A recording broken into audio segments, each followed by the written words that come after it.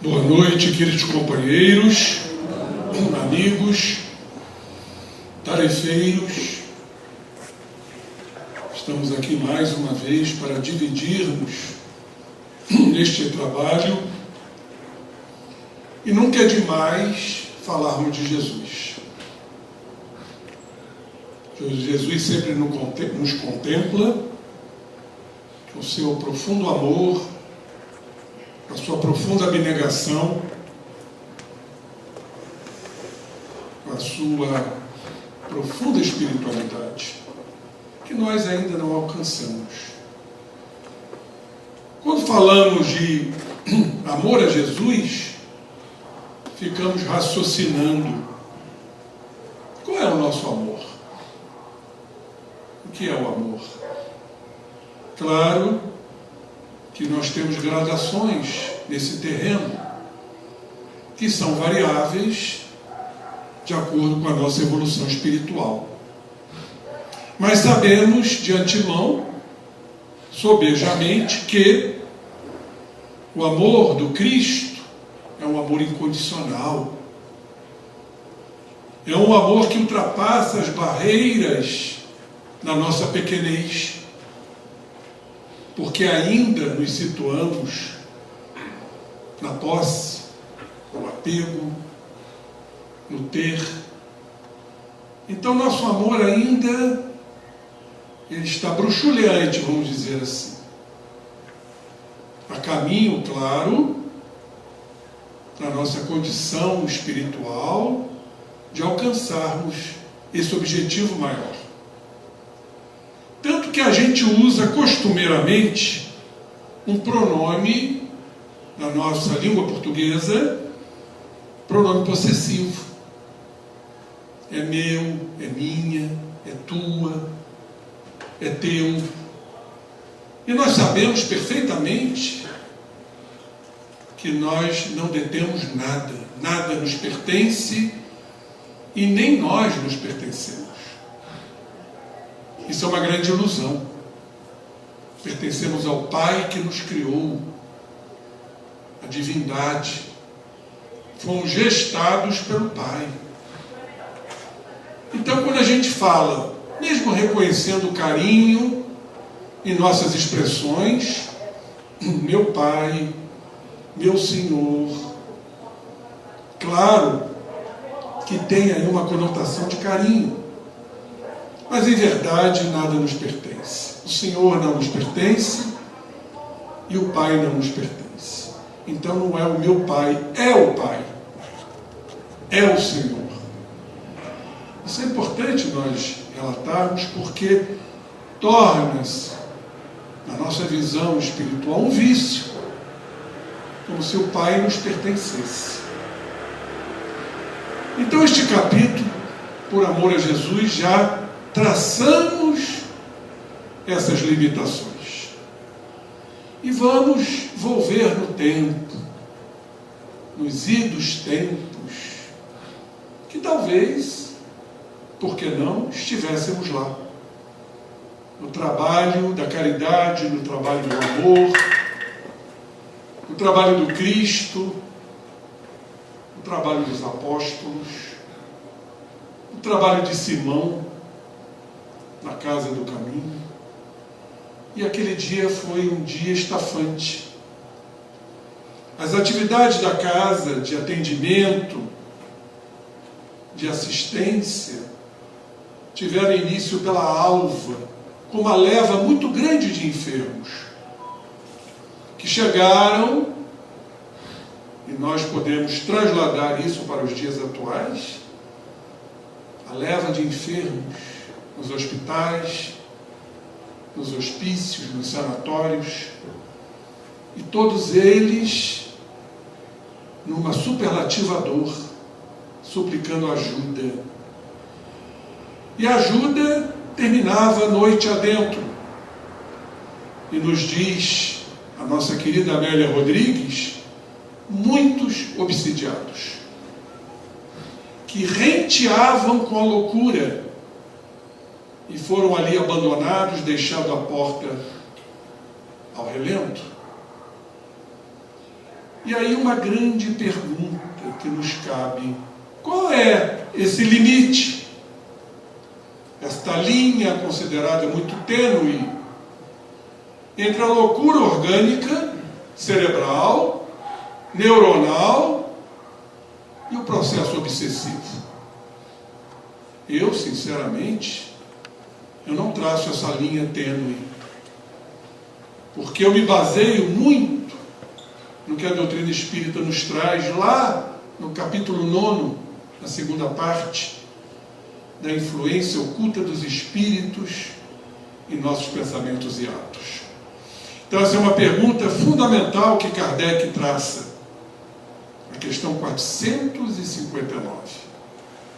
Influem os espíritos em nossos pensamentos, em nossos atos?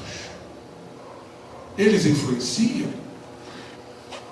E os luminares responderam categoricamente: muito mais do que imaginais. Isso me faz dilatar minhas pupilas para tentar entender o que é esse muito mais do que a gente imagina. Até que ponto existem estas influenciações? Tanto que, de ordinário, como afirmam eles, são os espíritos que nos dirigem.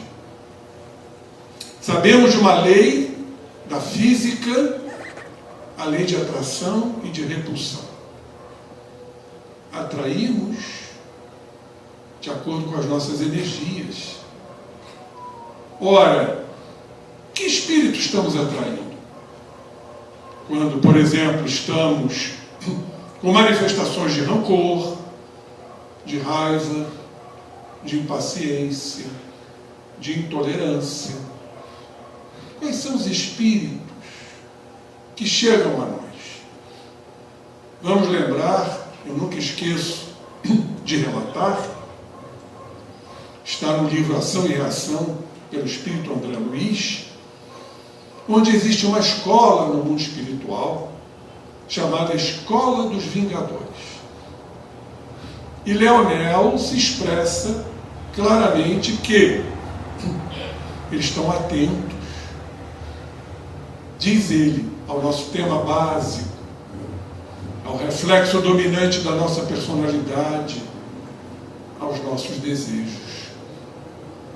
E não raro, eles fomentam para que cada vez mais possamos ficar no que ele chama de fixações mentais, aquelas ideias fixas, que a gente não esquece, que a gente fica naquele processo digestivo,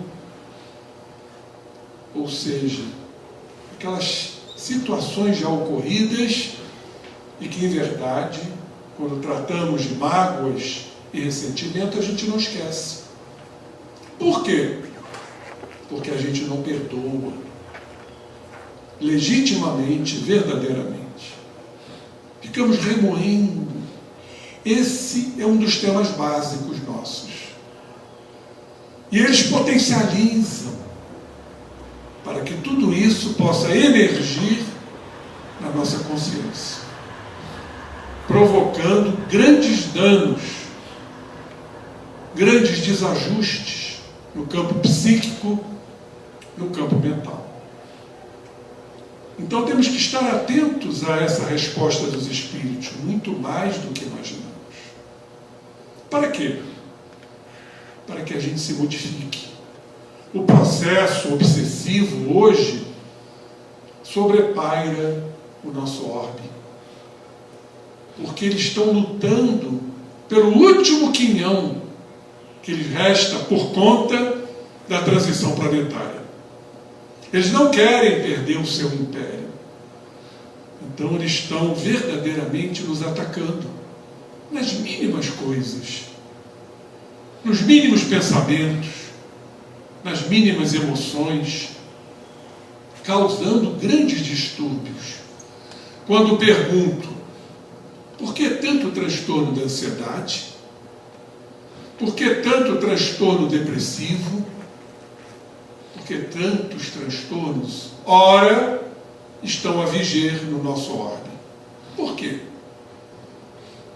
Então, podemos entender essa conexão da atuação espiritual, mas também da receptividade que causamos. Então, se não houver um trabalho efetivo, como naquela época o Cristo já advertia, não vamos nos desvincular desses irmãos. Então vamos voltar no tempo.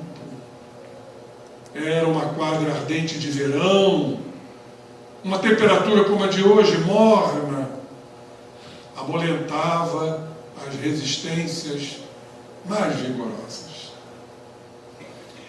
Era conhecida na cidade, nos arredores, a Casa do Caminho, como um albergue de amor, um recinto de esperança.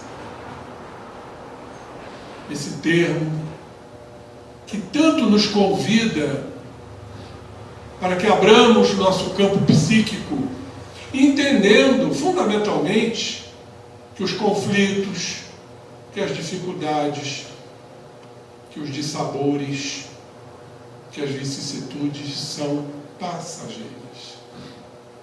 Quando assim entendemos, esse campo esperançoso abre para um campo limitado de pensamentos, de ideias que sobrevirão. Porque se fomos criados simples e ignorantes para chegarmos à perfeição relativa, se precisamos reencarnar, não há como não ter esperança. Não há como entender ou deixar de entender que tudo passa, que tudo passará. E os desafortunados afluíam, doentes físicos, doentes mentais, criaturas em processos de loucura, mas, como ainda ocorre, uma grande escassez de cooperadores. E as pessoas não tinham pejo em descarregar sobre os ombros cansados dos operários de Jesus, todas as cruzes, todos os problemas. Interessante isto, porque está um processo psicológico muito em pauta. O que mais fazemos é transferir responsabilidade para os espíritos, para os mentores, para os médiuns, para os cooperadores da casa espírita, para nos eximir da responsabilidade que tanto tememos. O grande psicanalista e psiquiatra Sigmund Freud, ele nos afirma que o nosso maior medo é o medo do fracasso. Tal o nosso orgulho, tal a nossa arrogância, que não nos permitimos fracassar em quaisquer campos. E por isso tememos a responsabilidade. Sabem o que isso significa? Um definhamento espiritual.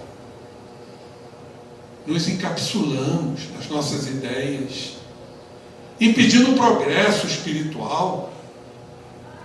Por isso que Jesus disse: no mundo tereis aflições, mas companheiros, tende bom ânimo, tende esperança, fortaleza, não desanimem, lutem, entendam que tudo passará. Então é muito comum esse processo de transferência, e alguns até de idolatria. Idolatram aquele que foi escolhido. É o bezerro de ouro que hoje nós repetimos. E os aflitos, os necessitados, se sucediam tais quais ondas contínuas do mar. A nossa querida Amélia diz que sempre haverá esse comportamento entre os homens, enquanto não nos aprimorarmos, enquanto não assumirmos responsabilidades, enquanto não desenvolvermos coragem, não importando os resultados, pois, de certa forma, somos imediatistas. Queremos resultados para ontem. Isso é uma ansiedade profunda que ora está a dominar o nosso planeta. O imediatismo. Eu me lembro de uma frase do querido Mahatma Gandhi, da Índia, que ele dizia o seguinte: companheiros, o mais importante não são os resultados, são as tentativas. O que esmera o espírito, o que matura o espírito é tentar. Não importando se vai haver ou se vão haver quedas. Lembram-se daquela passagem que eu considero muito simbólica para todos nós, de Jesus, do flagício, onde o mestre foi flagelado, açoitado, vergastado até a crucificação? Quantas vezes o Cristo caiu com aquele peso infamante do madeiro sendo chicoteado? Em todas as vezes Jesus se levantou para cumprir a sua missão, sabendo que seria crucificado, sacrificado. Mas qual o simbolismo disso? Em todas as quedas, queridos irmãos, temos que nos levantar, irmos em frente, não esperar resultados, mas continuar tentando. Os desobrigados com os compromissos da solidariedade encaminharão para os lidadores da ação, aquela ação extenuante, novas contribuições de sofrimentos, trazendo trabalho para os operários do Cristo.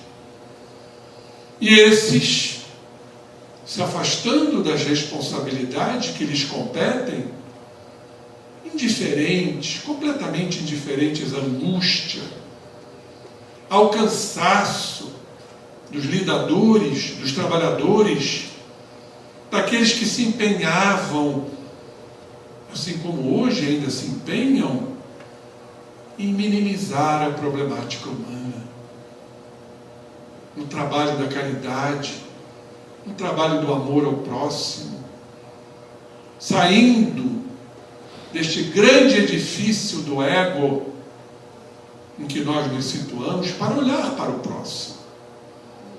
A melhor forma de exercermos a legítima caridade é sair de nós mesmos, dos nossos interesses pessoais, do nosso orgulho, da visão egocêntrica onde nos concentramos nas nossas ideias, nos nossos planejamentos. Então temos que sair de nós. Quando dizemos que a doutrina espírita nos coloca em sua bandeira máxima, fora da caridade não há salvação, por isso. Mas não é a salvação só do próximo. Quando vamos nos empenhar para ajudar, consolando, abraçando, agasalhando, acolhendo. Não! A salvação de nós mesmos. Porque aí nos afastamos exatamente desse cunho da visão pessoal.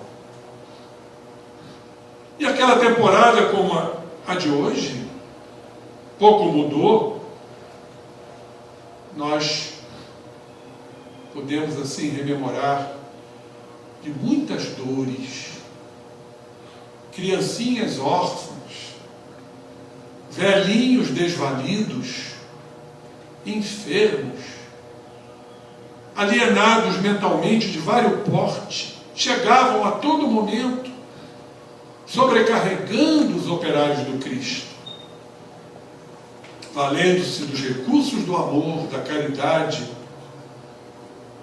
e da abnegação de Pedro, que jamais se escusava ao trabalho, somando penas aos trabalhos muito extenuantes, exaustivos, sem repouso, medravam aqui e ali, apesar de tudo, suspeitas infundadas, incompreensões injustificáveis que se instalavam entre aqueles poucos trabalhadores, colaboradores que auxiliavam o velho pescador.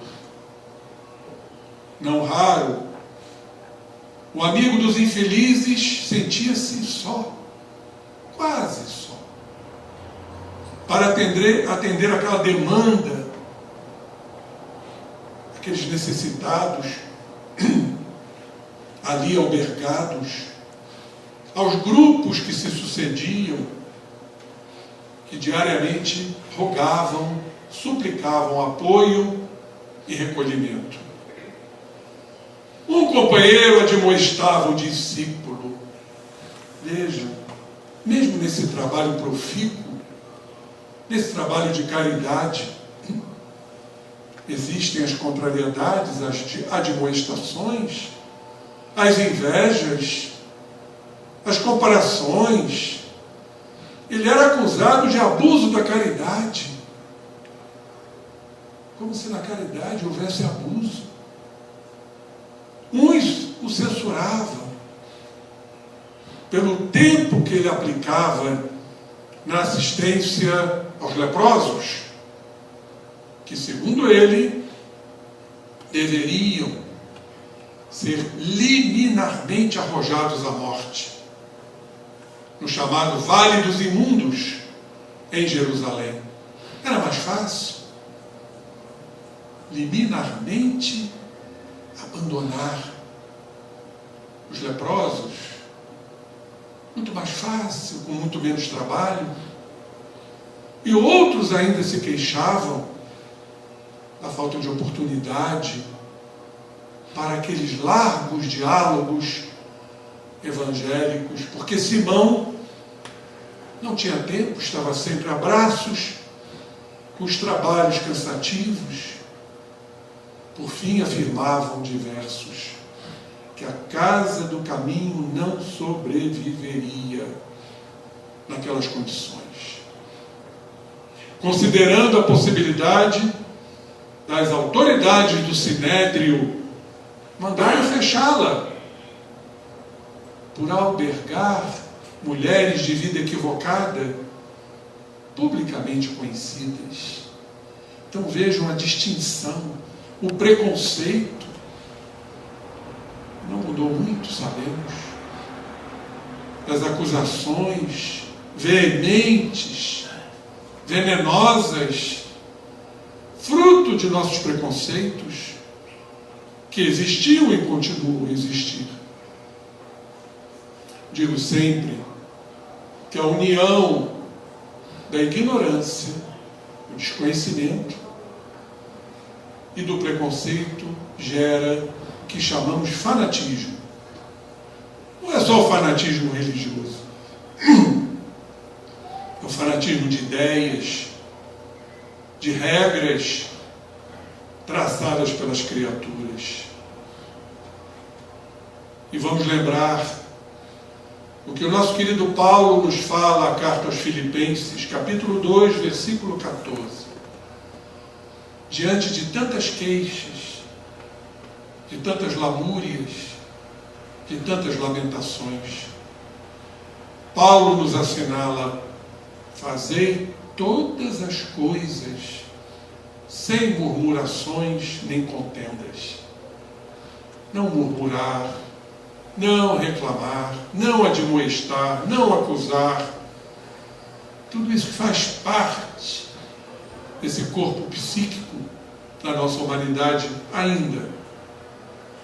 Mas Simão ouvia aquelas insinuações malévolas, sofria com as ingratidões, sofria com os sarcasmos indisfarçados, sempre em silêncio. Muitos o tinham na conta de covarde, e demonstravam conhecer-lhe a fraqueza das negações. Sabemos que Pedro negou Cristo 3 vezes. Aquela famosa frase de Jesus, esta noite, antes que o galo cante, tu me negarás 3 vezes. Olhem só o aprofundamento disso. O Cristo quis dizer, na noite da alma, na noite obscura, nas sombras que ainda carregamos, nos equívocos, ainda estamos nestas noites espirituais. E por que antes do galo cantar? Porque o galo, que é uma ave alvoroçada, que bate asas, que se impertiga e canta, representa o amanhecer, representa o alvorecer, o dealbar do dia. Para todos nós, o dealbar espiritual.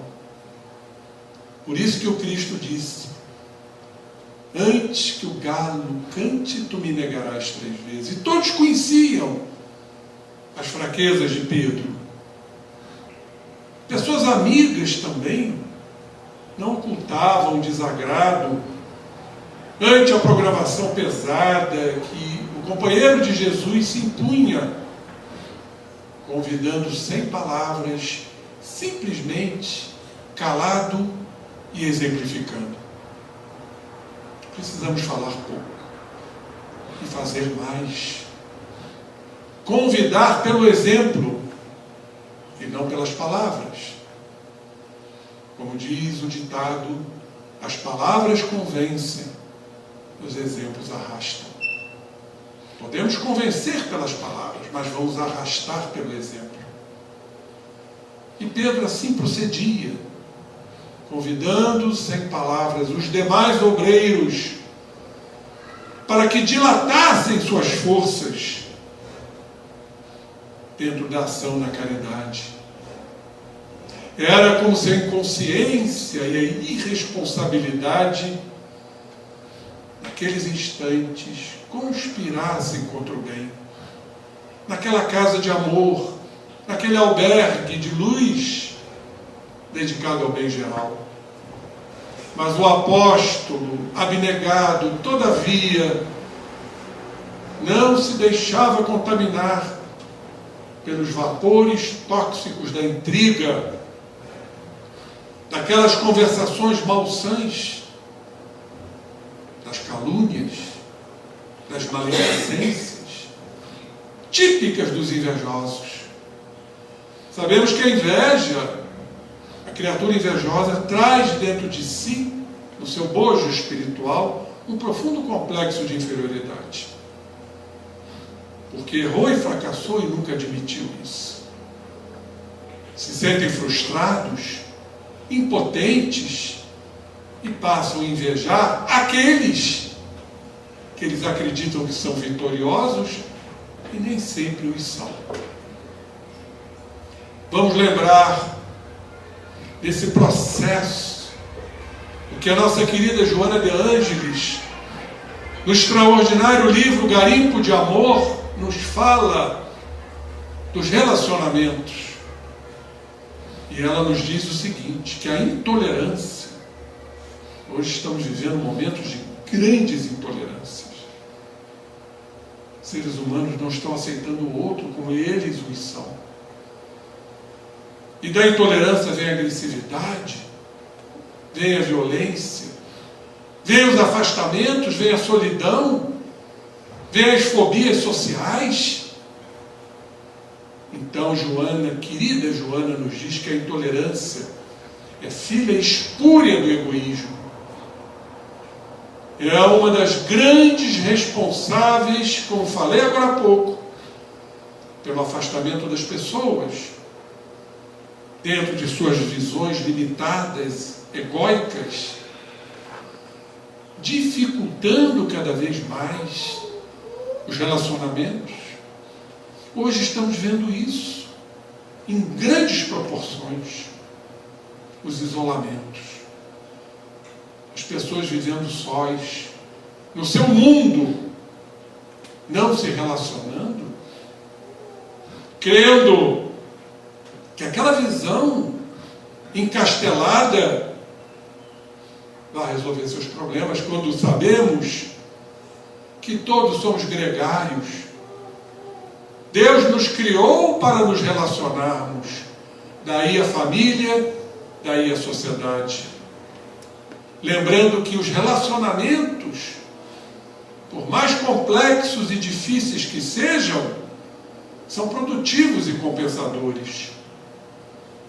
Não estando disposta a compreender que a deficiência de qualquer natureza faz parte, meus irmãos, da condição da humanidade.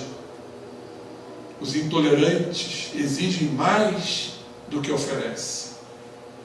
Espera receber sempre numa escala mais ampla do que merece, aspirando infantilmente a preservar esta conduta triste, lamentável e imatura, em detrimento da verdadeira compreensão. O respeito aos limites emocionais que cada um traz, os limites morais, os comportamentos que tipificam cada um.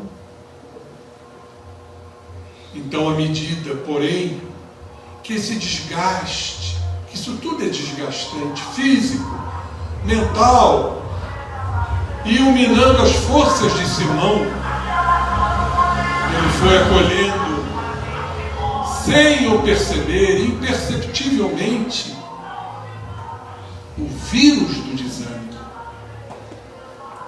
Olhem só, o vírus do desânimo. Quantas criaturas não estão se arrastando desanimadas, não crendo, sem fé, sem um sentido existencial que chamamos de vacuidade.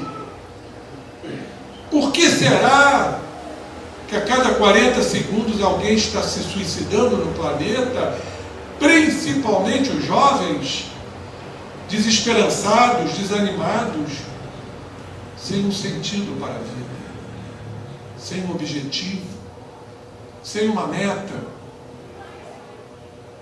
E Pedro então começou a ser dominado por esse vírus, que é a raiz dos processos depressivos, ora vigentes, chamada doença do século. Os depressivos são desanimados, os depressivos trazem um transtorno sério de humor, de disposição, não acreditam em si, acham que vão naufragar, mergulham nesse processo como uma zona de conforto. E Pedro não se eximiu disso. Anotava aqui e ali um certo mal-estar.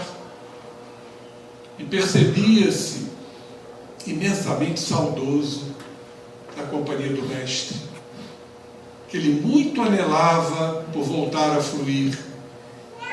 E quando se fez um silêncio naqueles largos pavilhões humildes, onde a dor encontrava lenitivo, e as vozes do aturdimento obsessivo silenciaram, no momento de trégua, no momento de pausa, Simão então assentou-se sob a sombra de vetusta figueira, aquela figueira brava, esparramada pelo pátio interno da casa do caminho, que ali então ele recolheu-se em meditação e prece, mergulhou em si, que o processo meditativo é isto, aliado à prece, buscando subsídios e auxílios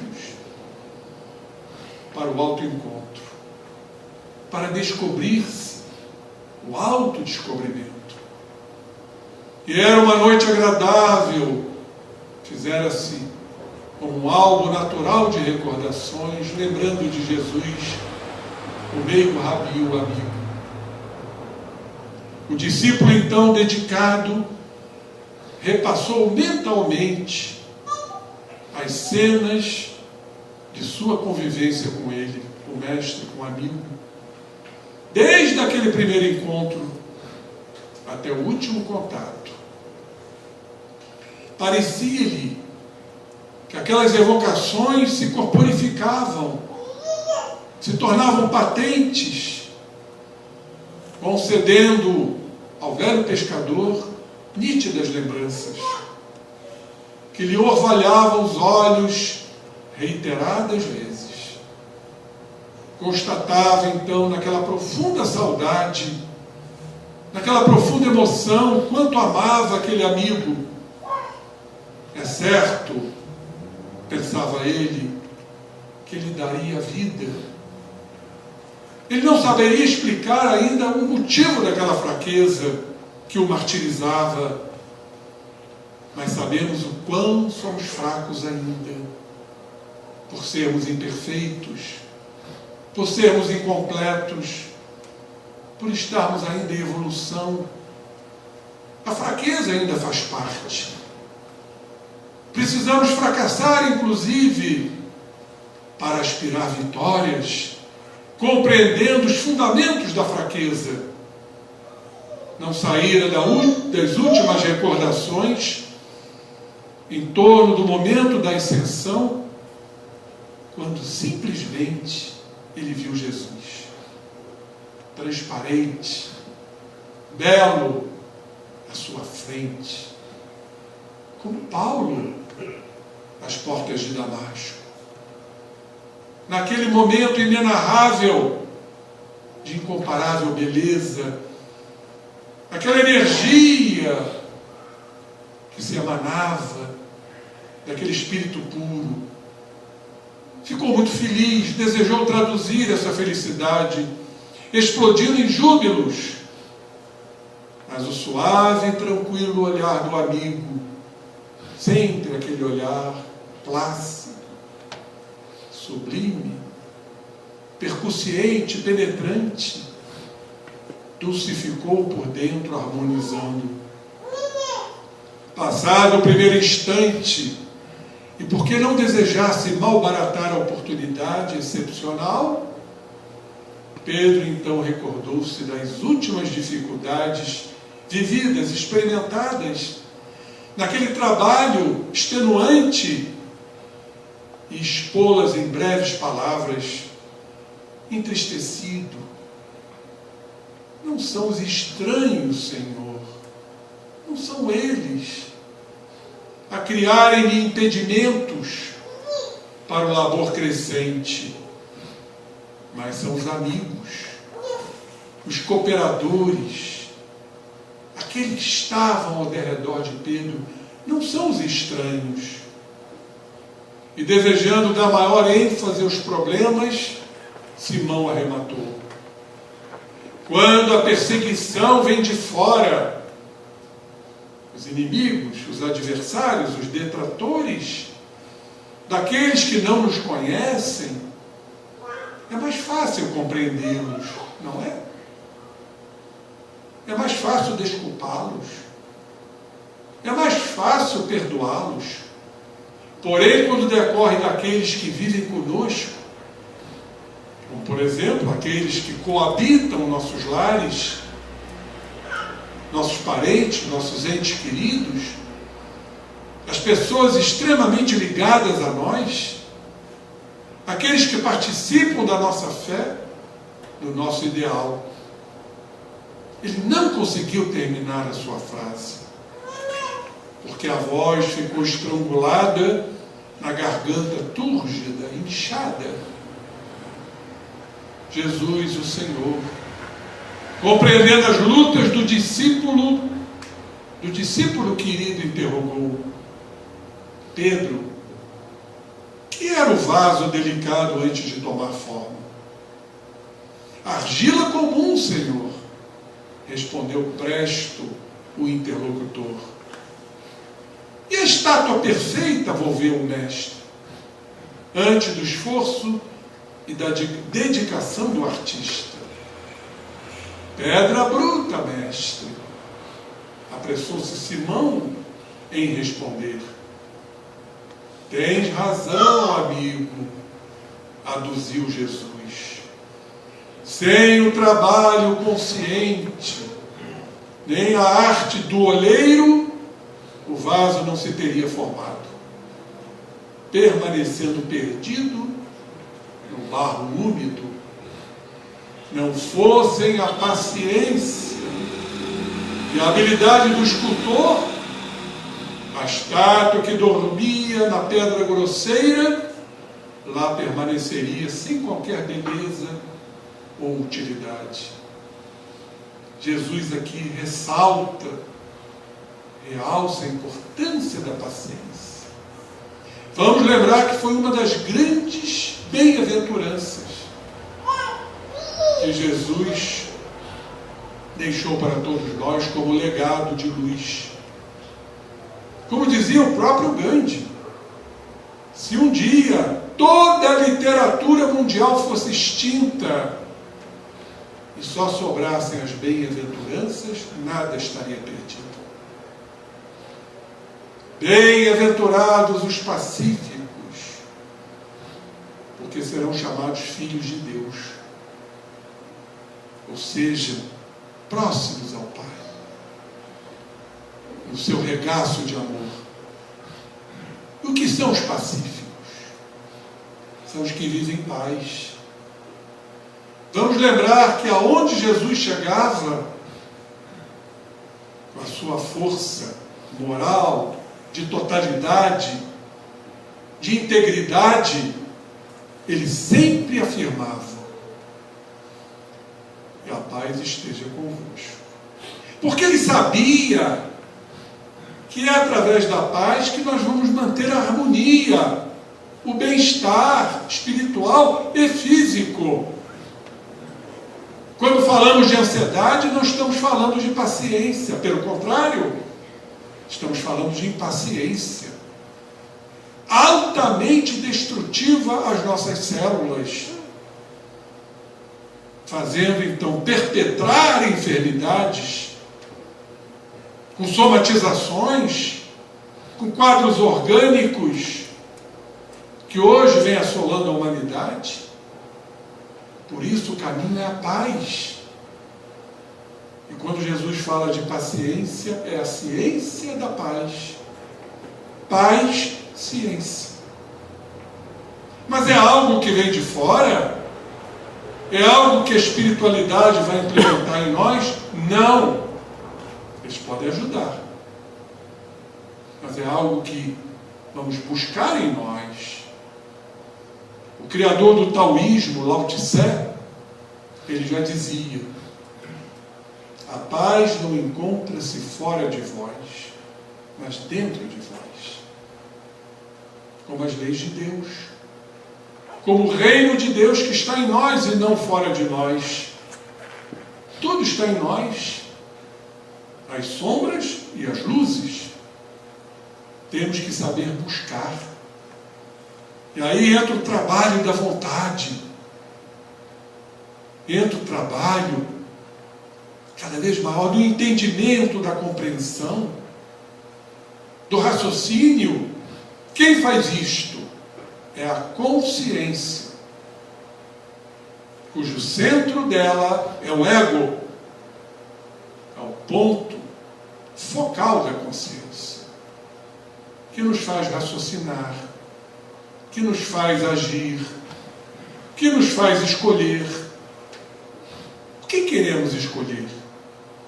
O caminho pedregoso das dores ou o caminho santificado do amor, que vai nos dar a paciência e, consequentemente, o equilíbrio psicofísico, profilaticamente contra as enfermidades. Aquele que vive em paz não vive doente. Podem estar certos disso. E fazendo então breve pausa, o mestre prosseguiu: os homens, à semelhança da argila, sem forma, ou uma pedra grosseira, aguardam sempre que os escultores dos nobres ideais lhes plasmem beleza e forma. Os outros vão sempre resolver os nossos problemas? São os espíritos que vão resolver nossas dores? Não, companheiros. Onde fica o nosso livre-arbítrio? Embora ele tenha limitações, como sabemos. A escolha das provas, as decisões, cabem a nós. E vencendo as suas resistências, a golpes de paciência, perseverança e fé, até então que colinem os objetivos para os quais foram criados pelo Pai. Tudo é um processo de desenvolvimento. Tudo é um processo de amadurecimento psicológico, porque muitos ainda se encontram na infantilidade espiritual. Por ignorância, entendemos. Mas um dia despertarão suas consciências. Sabem aquele clique? Chamamos de insight. Quando então vamos dizer, eureka! Lembrando Arquimedes, descobri, dei o primeiro passo, do primeiro virá o segundo, o terceiro e assim por diante. Mas o Cristo, o Mestre amado, disse a Pedro, relegar essas criaturas à própria ignorância seria condená-los à inutilidade. Mesmo entendendo as limitações alheias, mas precisamos trabalhar. Precisamos que eles possam tirar seus véus grosseiros, grotescos. Cumpre-nos compreender-lhes a situação, bendita compreensão, que chamamos de compaixão. Quando falamos de compaixão, falamos de compreensão. Ter compaixão pelo outro significa compreender o infortúnio, o sofrimento. Precisamos compreender a situação do próximo, o degrau que eles estagiam no processo da evolução e ampará-los. Um abraço, um sorriso, uma atitude, mesmo que se neguem as nossas mãos plasmadoras de formas e cultivadoras de bênçãos, mesmo que haja negação, temos que exercer o nosso papel, agir caridosamente, não buscando retribuição no terreno das exigências, das cobranças, o que é peculiar a todos nós. Além disso, disse o Cristo, convém considerar que eles são hoje o que já foste ontem. Como é importante entendermos isto. Os nossos irmãos que se encontram em nossas retaguardas morais, nós já fomos, já estivemos. O tempo e o amor divino cuidaram de ti, Pedro, através também de outros que te alcançaram, para que tu alcances o próximo, cabendo-te agora a tarefa de cuidar deles, a fim de que cheguem um dia até onde te encontras. Vejam as lições profundas, sublimes de Jesus. E dando margem que o ouvinte penetrasse, esse conteúdo profundo das suas palavras, o Senhor silenciou, para logo concluir: se não exercitamos o amor, a caridade com aqueles com quem convivemos, como provaremos os próprios valores quando chamados a tolerar e a suportar os que nos são desconhecidos?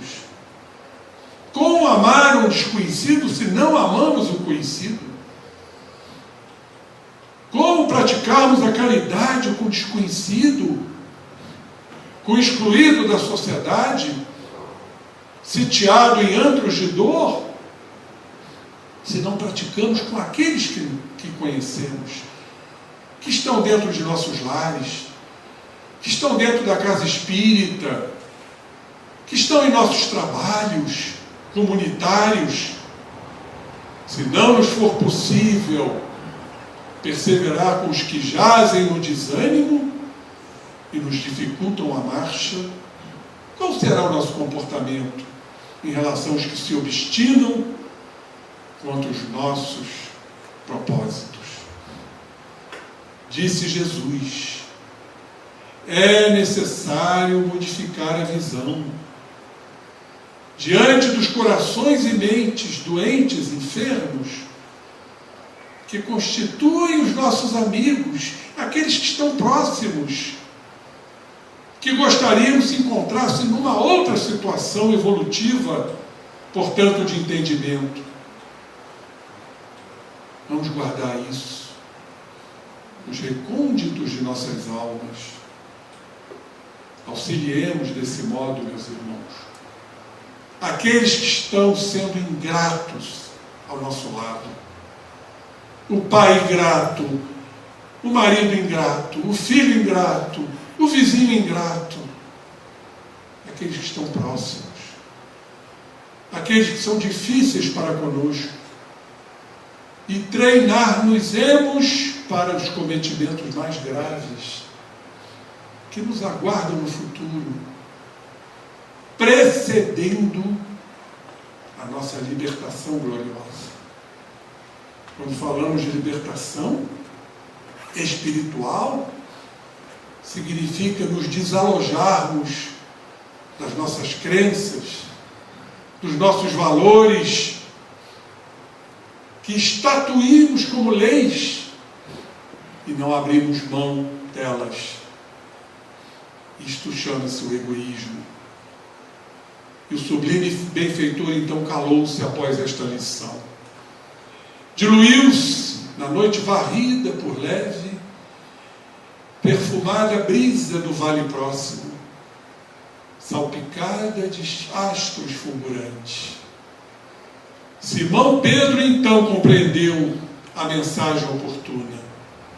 Levantou-se e a partir dali jamais se permitiu desânimo ou queixa.